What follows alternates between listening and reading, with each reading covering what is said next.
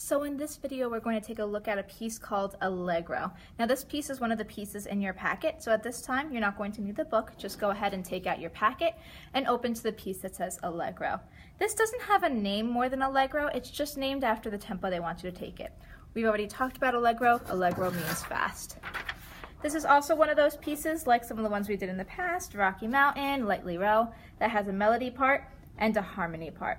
Today we're going to be looking at the melody part, but once you've learned the melody part, if you want to, you can also go and look at the harmony part. There's a few markings in here that we'll need to talk about before we start playing it. The first of these markings is the dots that come above and below some of the notes. We talked about that in a previous video. This is called staccato, and staccato means short bows.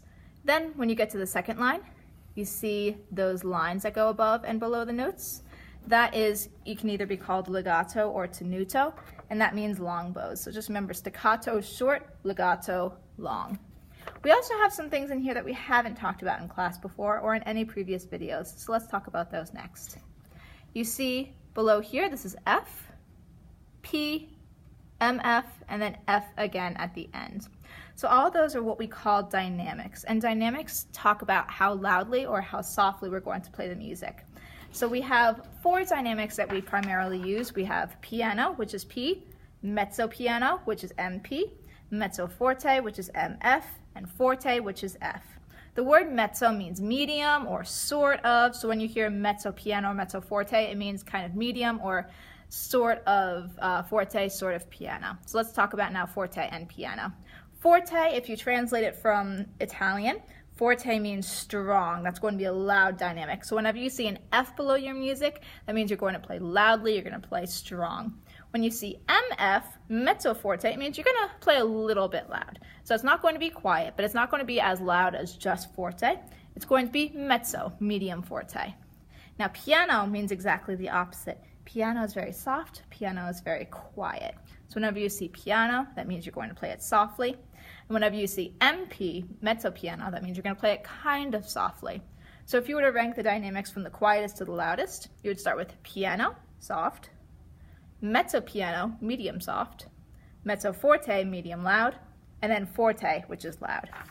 So that's what all of these markings mean. Forte, that means they want you to start loudly.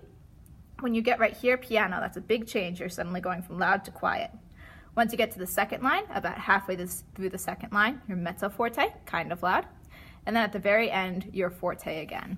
So the loudest parts of the piece will be this part right here, and then from here to the end. You have a few more markings here. We have dolce.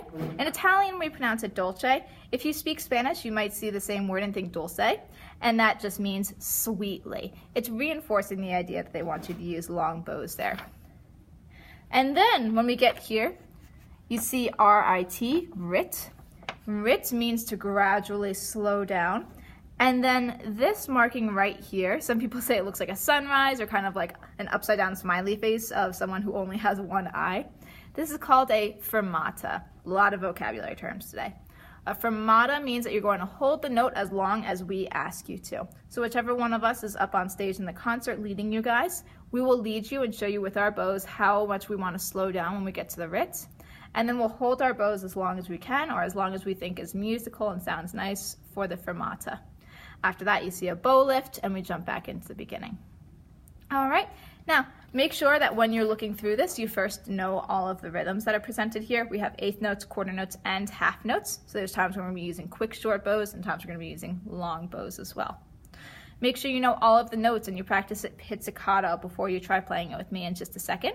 I'll be playing it with you. You can either try to play along with me if you would like, or if you just want to listen so you can hear what all those different dynamics or all of those different volumes are going to sound like, and then try to play it with me at another time, that's okay too.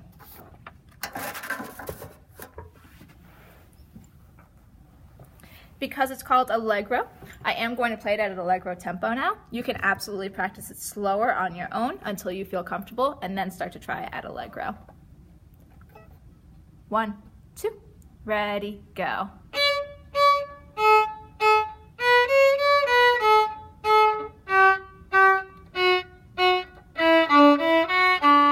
Lift.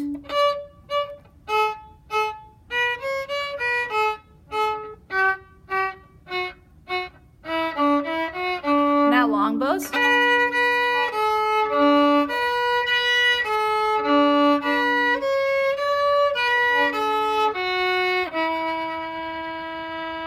Lift.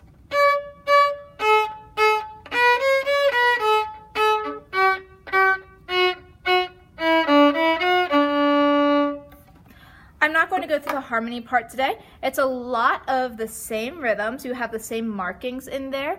The only difference is that some of the notes are different, and you're going to see some notes on the G string as well. That's a good challenge if you feel like you've learned some of the music and you're looking for something more. If you have any questions, please leave a comment on the video below. These go directly to my email, so I'll be able to get back to you as soon as possible.